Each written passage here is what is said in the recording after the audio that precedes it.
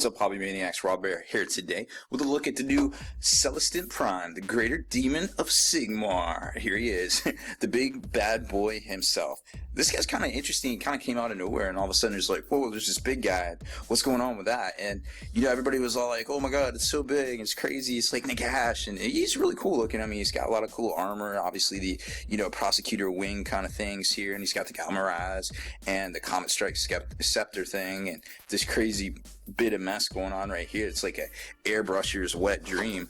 But, you know, overall it seems like a pretty cool kit. I mean, it's $80, obviously pricey. Man, at some point you just kind of get numb to the pricing, I guess. I don't even know what to say anymore. I mean, the new prosecutors that are coming out is like $60 for 3, and I'm just like, I don't even know what to say. Like, I really don't. I mean, it's just, I don't want to get down on it because obviously there's nobody else putting models out like this for any sort of tabletop game. So at some point you just got to be like, hey, you know, whatever.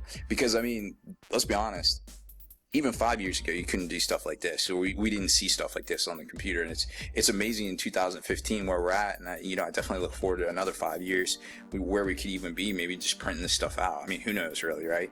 So you got all this going on here. Obviously there's, you know, great looking bits and bobs and things in this, basically this huge assembly of Sigmar supported by these 3 little tassels that kind of drop down here, and it locks in at a couple spots into all the celestial oratory kind of stuff going on here, the swirls and things like that. There's some close-ups of the Galmar eyes, the great Shatterer itself. But you know, overall, I mean, it's not a big box. It's basically 2.5 sprues, one sprue basically, and it's, you know, it doesn't seem like a whole lot, but I mean, overall the kit's really neat. So obviously you get the 3 sprues. Okay, so there's the first one. We'll zoom in on it a little bit. Obviously we're gonna get in a little closer. There's the second one, kind of like a half sprue. Then you got this, I think it's like 120 millimeter round base, pretty sure.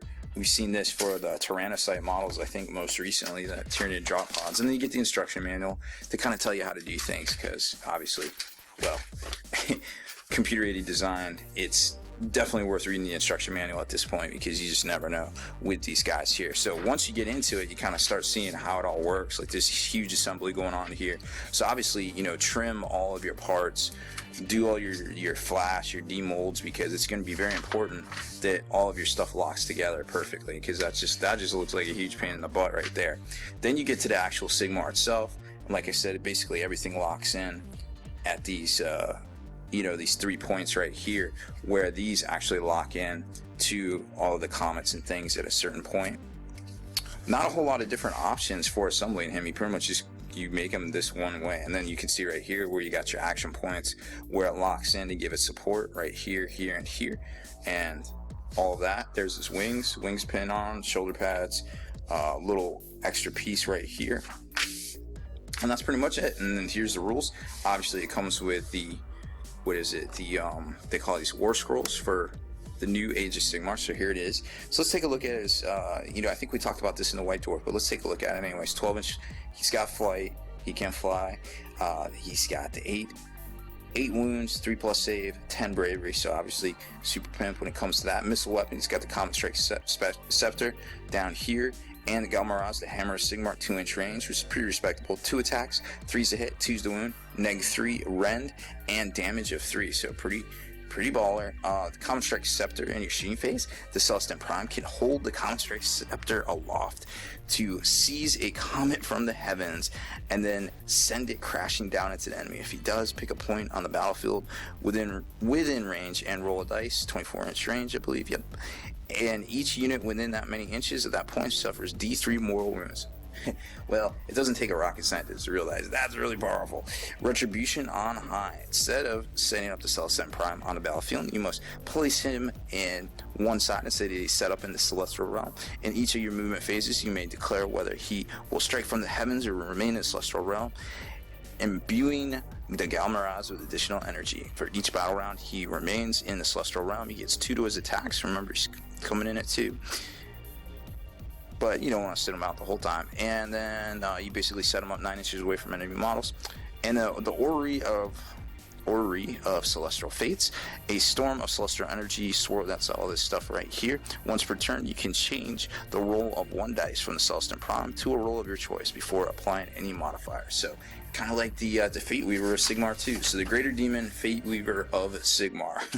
Really neat. Supposedly he's Kyle Franz, the Emperor of, I guess, the Empire, the old Empire from fantasy. That's how the story goes. So obviously he's friends with the Galmaraz. They go way, way, way back. So here's the first sprue of the assembly. You got the celestial bits and bobs and things right here, part of his backpack.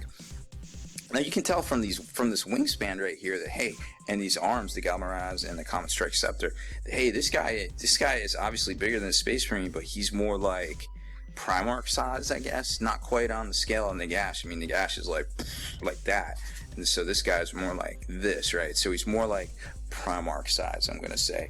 And then the second sprue, which has all the good stuff on it, right here, has all the more stuff for you to see. So there's the cape, there's the actual back cape.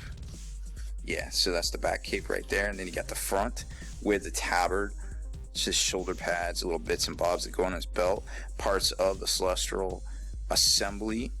Then you've got all of the Comet Strike bits and bobs. Oh, there's more celestial bits. There's the Comet Strike and pieces of his wings. Let's see where his head is, because I know on the where is it? Oh, there's his head right there. So where's the, do we pass it? We might pass it. It might have been on this. Where's his body at? Let's see. I really wanted to see that because it's got that sweet little, oh, there it is. So it's got that sweet little lion right there, little lion mouth and things.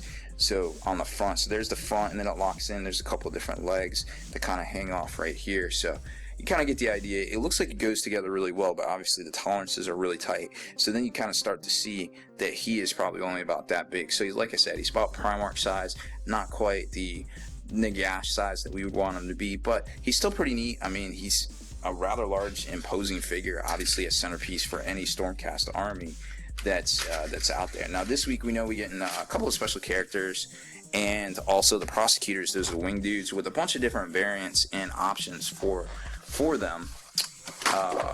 So that's pretty cool. I mean, obviously there's a lot of, depending on who you ask, obviously the Age of Sigmar is either the best thing ever or the most stupidest thing, and I'm going to burn my army. Now, I don't recommend going out and burning your army, but, definitely try to give Age of Sigmar a chance. I feel like, there's definitely seems to be a great divide. I feel like if you go to any Games Workshop store, obviously they're going to be like, oh, Age of Sigmar is great, everybody's playing it, and they're designed to push it in their stores, right? But if you go into an independent game store, obviously the initiative isn't there. I feel like Games Workshop could have done a little bit better as far as, giving stores incentive, giving them demo, telling them things. Like, if you're going to roll out a new product, you can't just be like, have a bunch of negative press up until like 2 weeks before it rolls out, and then just be like, hey, here you go, buy this. Oh, by the way, that old game, well, it's complete, fantasy, it's completely like replaced. I feel like they should have had a little bit more PR saying, hey, this game, fantasy, you can still play fantasy, but there's this new game, it's called Age of Sigmar, blah, blah, blah, and done it more in that regard, because there's this huge divide that seems to be forming between Games Workshop stores and independent retailers, whereas independent retailers, they look at it from, hey, what am I selling? I'm not going to bring in something I'm not selling, right? So if you're an independent retailer, you might not be bringing in Age of Sigmar. Now, if you're a core, the core stock is, you have to bring in certain things with Games Workshop. But it seems like they were more set on actually selling this stuff than actually make sure that it takes off. They're going around to all these toy fairs and these conventions and things and pushing it. But at the end of the day, it's the brick and mortars that are holding the line, and I feel like they really kind of fumbled there. And maybe a little bit of 2.5 months of Age of Sigmar wasn't quite the right play. Put out like 3 weeks worth of stuff, break, 40K. 3 weeks worth of stuff, break, a couple weeks of 40K. Just throw out some splash releases, some 2-week things. But I'm not Games Workshop. I'm not in charge of a multi-million-dollar company. Obviously, they didn't get that big for no reason. But, you know, there's plenty of other companies that are up and coming and doing other things out there that, you know, they're not the 800-pound gorilla that they once used to be. So that being said, you know, I don't want to be too down on them, but I feel like